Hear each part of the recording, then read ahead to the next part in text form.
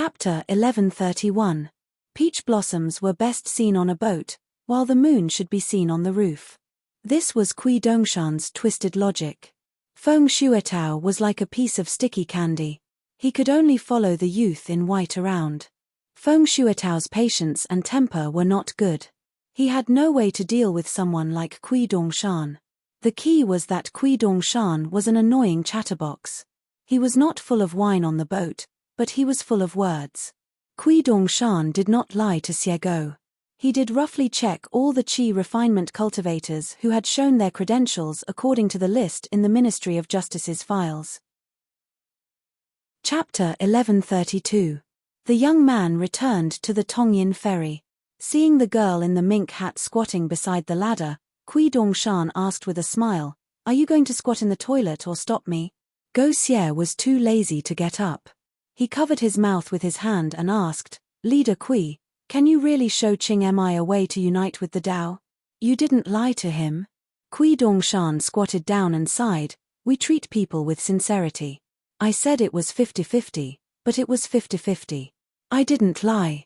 Kui Dongshan snorted and flung his sleeves, "I am a leader. My face is more precious than gold." Go Xie was skeptical.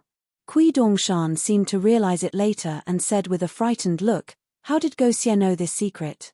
Could it be that fellow Daoist Qingmi and I saw that nobody was around, so we went to the corner of the alley and watered the plants? Could it be that they also saw us? IMA. Chapter 1133. The white clouds were like an array, and the mountains were as deep as the sea. What was there for guests? A few cups of wine. Be it flowers blooming or birds flying, the wind and smoke cleared, and the people were all in the snow. Chen Pinggan came to Huang Shi and Xiao Niang's side. Behind him, there was a girl in a mink hat and a handsome cultivator with an unfamiliar face. They were dressed in green Daoist robes as they slowly walked down the divine path stairs. They quickly ascended the mountain and came to Chen Pinggan's side. Deng Jianren was clearly nervous. Huang Shi found it interesting. "Weren't you usually quite impudent and witty when talking to your sister and brother-in-law? Now that you're a mute, you're being unreasonable." Chen Pinggan did not speak, and Deng Jianren became even more uneasy. Huang Shi saw the awkward atmosphere and knew he could not side with an outsider. He teased, "Sword Immortal Chen, you speak our North Continent's language too well." "I can't tell. You have a hint of the Aquarius Continent's language and Dallas official accent." Chapter 1134. In the dusk, there was a large patch of burning clouds. There was a river on the ground that meandered like a golden snake. 3 sword gleams dragged out long fireflies. Wherever they went, there was a thunder-like roar in the sea of clouds. Deng Jianying learned the 18-stop sword aura technique at a moderate speed. She was not fast because she was compared to the outstanding sword path geniuses at the Great Wall of Sword Aura. She was not slow because Chen Pinggan was at the bottom of the list. Chen Pinggan did not treat Xiego as an outsider. She was a typical example of someone who could grasp the technique as soon as she heard it. She quickly practiced it a few times. Her sword aura circulated without any stagnation. In terms of talent in sword practice, Ning Yao and Xiego were indeed unique among the geniuses. After Xiego mastered the technique, he praised the foundation of the Great Wall of Sword Aura. This made Deng Jianying, who thought she had not really mastered the technique, feel pressured. She asked Chen Pinggan telepathically if her talent was not good enough. Chen Pinggan was speechless for a moment. Chapter 1135. It was a simple meal with homebrewed wine. During this time, Xu Yuanxia used a long bamboo pole to pick a piece of salted meat hanging from the ceiling beam. She then went to the vegetable garden to pick some green peppers and specially made a plate of green pepper ham for Chen Pinggan. Chen Pinggan picked up some with his chopsticks and said it was a little salty. Xu Yuanxia told him to scram. He squatted at the door and ate. At the table, the girl in the mink hat lowered her head and ate. She said vaguely, "Mountain Lord, Xiaomo, I might need to make a trip back to the wilderness. I have some business to attend to, so I'll try to return early." Chen Pinggan looked at Xiao Mo without batting an eyelid. Xiao Mo was still playing finger-guessing with Xu Yuanxia. He had rolled up his sleeves and was acting like brothers. This made Chen Pinggan furious. Apart from drinking and practicing the sword, what else can you do? You should know. You really don't know anything. Chapter 1136. Chen Pinggan said, I saw the entirety of Jinsue City on the way here. Ji Yukan smiled and said, it's also rooted here, but it's better than our Liju Grotto heaven. Chen Pinggan nodded and said, Mr. Zheng, you want more freedom. Ji Yukan said helplessly, I just mentioned it casually. Chen Pinggan said, me too. Chapter 1137. Chen Pinggan raised his eyes and looked in the direction of the sea. Looking at the sea from the mountains, the blue waves connected to the blue sky. The scene was magnificent and breathtaking. In ancient times, there was an underwater dragon palace that was infinitely cool.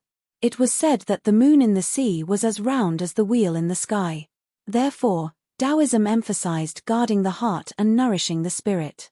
To only let go and not let go, travel thousands of miles to study and seek the Tao, and not be hindered by the mountains and rivers.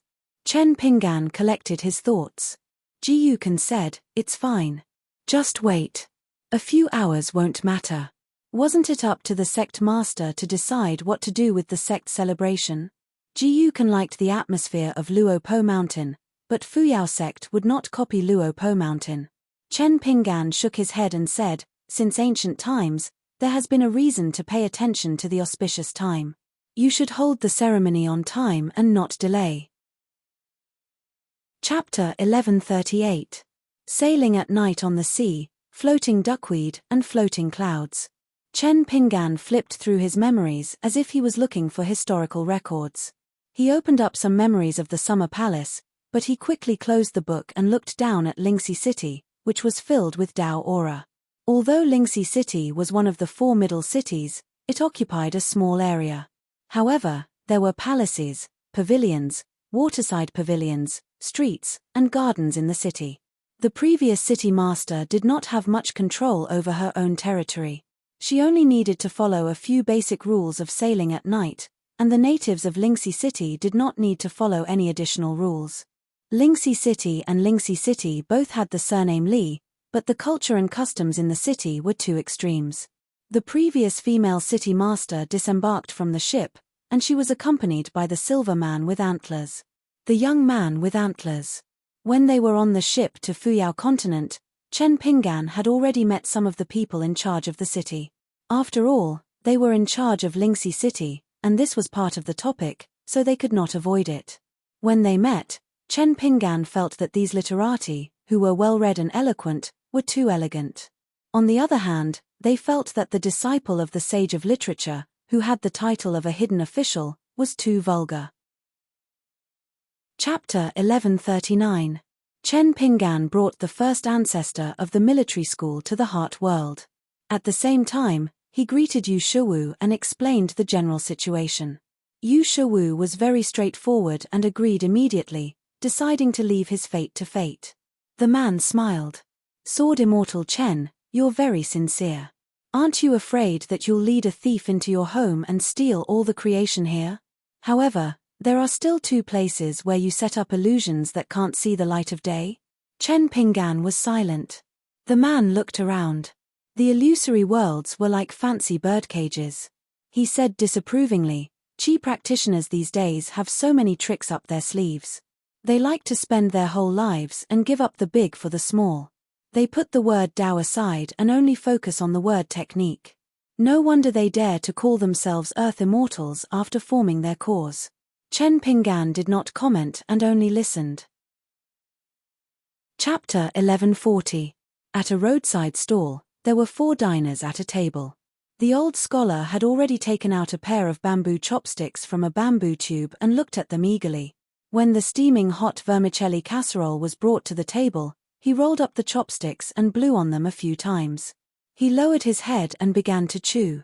The old scholar wolfed down the food and raised his head, asking in a muffled voice, Miss Xie, I'd like to ask you something. What kind of person is Jiang Shi? Xiego thought for a moment and addressed him respectfully as Lord Wensheng. That guy's temper is sometimes good and sometimes bad. He has to be picky. If he met a chi refinement cultivator on the road who had just started cultivating, he could also call him brother and sincerely see him as a fellow daoist. However, if he doesn't like them, it's hard to say. He purposely speaks loudly and makes a lot of noise, making people think that he's a bore. The old scholar was enlightened. His personality is very similar to mine. If we chat later, we'll definitely hit it off. Chapter 1141. Zheng Juzhong and Lu Chen were both publicly acknowledged as people who had the potential to reach the 15th realm. It was just unknown whether the next time they met would be in the season of autumn or the warm weather of spring. Lu Chen was not stupid. He knew what Zheng Juzhong meant. Based on Zheng Juzhong's words, he knew that it was about time for him to return to the mortal world. He finally did not have to stare at Zheng Juzhong. Sect Master Lu was really flustered. When he returned to the Beko Keikyang building, he would definitely set off a string of firecrackers to celebrate. As for why Zheng Juzhong would fold a few pocket-sized colorful paper boats from time to time and place them in the river of time, Lu Chen could not be bothered to investigate. If he could not figure it out, then there was no need to think about it. Seeing that Zheng Juzhong had already stood up and was about to leave, Lu Chen suddenly spoke, intending to persuade him to stay. He raised his head and asked tentatively, "Brother Huaixian, it's a rare opportunity. Why don't we chat a little more? You're tuning in to the Celestial War YouTube channel. Don't forget to subscribe and join us on this journey to catch the most captivating stories,